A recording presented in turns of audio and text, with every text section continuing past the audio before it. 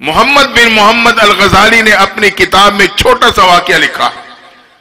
حضرت عمر فاروق رضی اللہ تعالیٰ عنہ کے دور میں شراب پہ پابندی ہے. ایک نوجوان شراب کی بوتل لیے گلی سے گزرنے کی کوشش کر رہا ہے. اچانک نظر پڑی گلی کی دوسری طرف سے امیر المومنین نمودار ہوئے.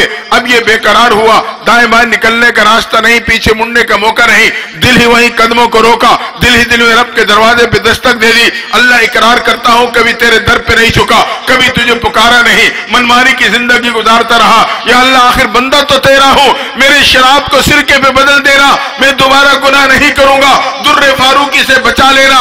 اللہ تو دل کے رازوں کو جاننے والا ہے. ان اللہ ينظر الى قلوبکم, رب جان گیا نوجوان پکی توبہ کر چکا ہے. اتنے میں حضرت عمر فاروق پہنچے. نوجوان ہاتھ میں کیا ہے؟ حضرت یہ سرکے کی بوتل ہے. بوتل کی بناوٹ تو کچھ اور بتاتی ہے. کھول کے چیک کیا تو واقعی وہ شراب نہیں, وہ سرکہ تھی.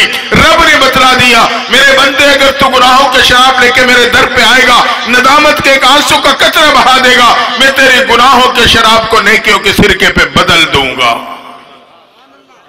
اسی پہ آخری بات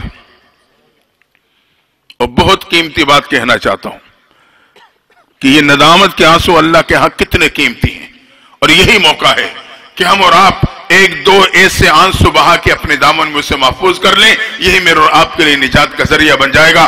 حضرت حسن بصری رحمۃ اللہ تعالی علیہ یہ تابعی گزرے ہیں. ان کا نام حسن حضرت عمر فاروق نے رکھا تھا. یہ میرے اور آپ کے ماہر ام سلمہ کے خادمہ کے بیٹے تھے. جب آپ کی والدہ خدمت میں مصروف ہوتی, حضرت ام سلمہ آپ کو گود میں کھلایا کرتی تھی.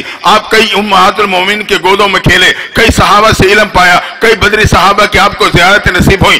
آپ کے پڑوس میں خاتون رہتی تھی. اللہ کی شان جوانی میں خاوند کا انتقال ہو گیا, دودھ پیتا بچہ گود میں رہ گیا, بچے کو پالتی رہی. عدت کا زمانہ گزرا, سوچنے لگی دوسرا گھر کیا آباد کروں, زندگی بیٹے کے نام کر دیتی ہوں. بیٹے کو پالتی سنبھالتی رہی. بیٹا سمجھداری کی عمر کو پہنچا. اب ماں کہتی ہے بیٹا پڑوس میں اللہ والے رہتے ہیں, میرے استاد میرے مرشد رہتے ہیں, ان کی صحبت میں جایا کرو, ان کی مجلس میں بیٹھا کرو, ان کی باتیں سنا کرو. لیکن نوجوان جوانی میں مستانی کا شکار ہو چکا تھا. دوستوں کے مجالس کو گرمانا ہوٹلوں کو آباد کرتا, ماں کے ایک کان سے سنتا دوسری کان سے نکال دیتا. مختصر ہے کہ جوانی بیماری کا شکار ہوا. بیماری بڑھتی گئی بگڑتی گئی, حتیٰ کہ یہ نوجوان بیماری کی حالت میں چارپی پہ پڑ گیا.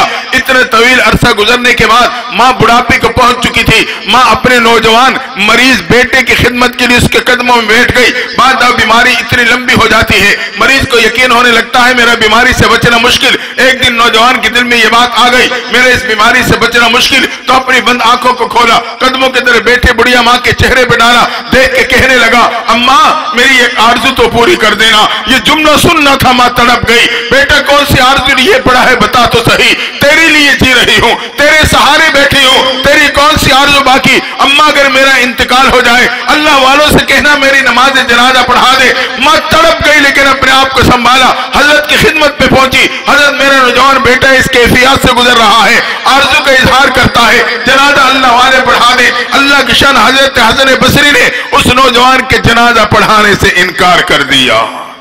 مرشد تھے, نہ اصرار کر سکی نہ وجہ پوچھ سکی.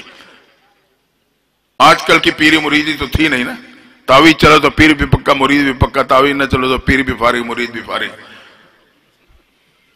نہ اصرار کیا نہ وجہ پوچھ سکی, پریشانی میں پلٹ کے جانے لگی.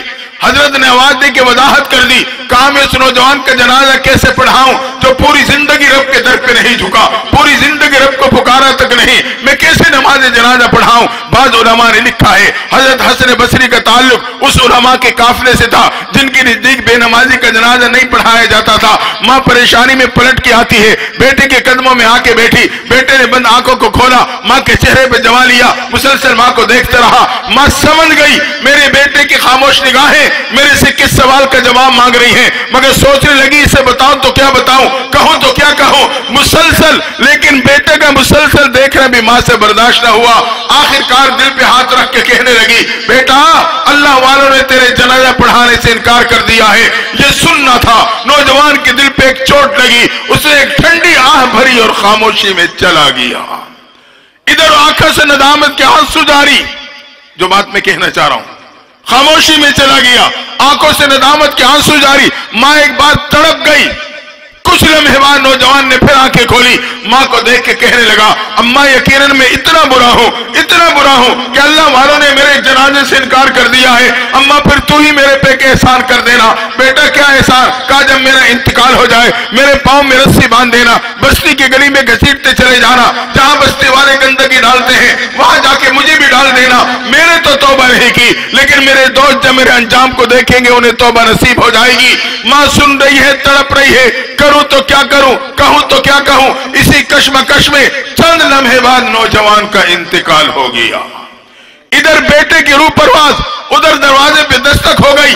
माँ इसी परेशानी में बंद दरवाजे की तरफ दौड़ी, दरवाजा खोला तो क्या देखा, हजरत हसन बसरी दरवाजे पे खड़े। हजरत कैसे तशरीफ लाए? तेरे बेटे का जनाजा पढ़ाने आया हूँ। माँ चीख मार के कहती है, हजरत मामला क्या है? मेरे बेटे के इंतकाल अभी हुआ, घर में मेरे सिवा कोई है नहीं, मैंने किसी को इतला नहीं की, आपको खबर कैसे हो गई? फिर आप इनकार फरमा चुके थे, अब वक्त से पहले ही तशरीफ ले आए। हजरत की आंखों से भी आंसू जारी। कहा जब तो अपनी बेटी की आरज़ू लाई थी मैंने इनकार कर दिया था, तेरे जाने के बाद मेरे आराम का वक्त था, मैं सोया तो मैंने ख्वाब में क्या सुना, रब की तरफ से आवाज आती है, मेरे दोस्त तेरे पड़ोस में मेरे एक दोस्त का इंतकाल हो चुका है, उसकी नमाज जनाजा पढ़ा, अगर जनाजे से इनकार किया तो दोस्ती से इनकार कर दूंगा। ये सुनना था। तड़पता हुआ उठा हूं, दौड़ते हुए तेरे दरवाजे पे नौजवान के जनाजे के इंतजार में खड़ा हूं। दोस्तों मेरे और आपका यकीन है, रब चाहे तो सुबह को शाम पे बदल दे, वो चाहे तो शाम को सुबह पे बदल दे, रब चाहे तो दिन को रात पे बदल दे, वो चाहे तो रात को दिन पे बदल दे, रब चाहे तो गर्मी को सर्दी पे बदल दे, वो चाहे तो सर्दी को गर्मी पे बदल दे, और रब चाहे तो गुनाहों को नेकियों पे तब्दील कर दे।